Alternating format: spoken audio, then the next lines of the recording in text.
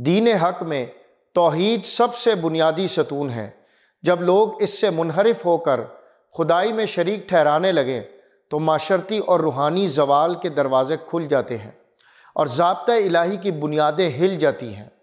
ارشاد باری تعالیٰ ہے، یقیناً کفر کیا ان لوگوں نے جنہوں نے کہا کہ اللہ مسیح ابن مریم ہی ہے، حالانکہ مسیح نے کہا تھا کہ اے بنی اسرائیل، اللہ کی بندگی کرو جو میرا رب بھی ہے اور تمہارا بھی۔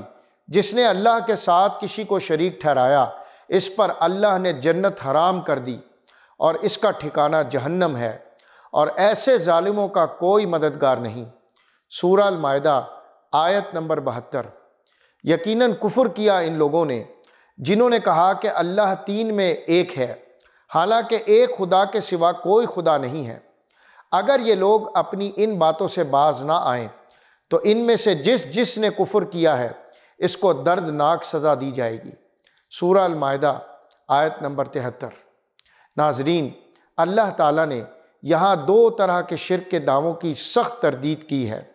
ایک وہ جو مسیح کو الہ ٹھہرانے کا دعویٰ ہے، اور دوسرا وہ جو تصور تثلیث ہے، جو تین خداؤں کا شبہ پھیلاتا ہے۔ مسیح خود واضح طور پر توحید کا پیغام دیتے تھے۔ اللہ کی بندگی کرو، یعنی اللہ ہی واحد معبود ہے۔ قرآن نے واضح کیا کہ جس نے اللہ کے ساتھ کسی کو شریک ٹھہرایا اس کے لیے جنت حرام اور عذاب ابدی مقرر ہے، اور ایسے ظالموں کا آخرت میں کوئی مددگار نہ ہوگا۔ یہ پیغام آج کے لیے بھی واضح تنبیہ ہے کہ عقیدہ توحید کی حفاظت بہت ضروری ہے۔ اگر کوئی انسان ذہنی دباؤ یا ماحول کے اثر میں آ کر شرک کی باتوں کو ماننے لگے تو یہ اس کی روحانی بربادی کا سبب بن سکتا ہے۔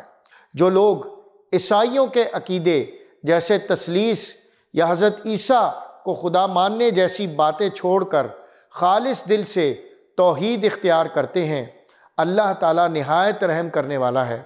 نبی کریم صلی اللہ علیہ وسلم نے خوشخبری دی ہے کہ جو لوگ کفر کو چھوڑ کر اسلام قبول کریں اللہ ان کے پچھلے تمام گناہ معاف فرما دیں گے، لیکن اگر کوئی ضد اور اصرار پر قائم رہے تو اللہ تعالیٰ نے قرآن مجید میں ایسے لوگوں کے لیے انجام کو دردناک قرار دیا ہے۔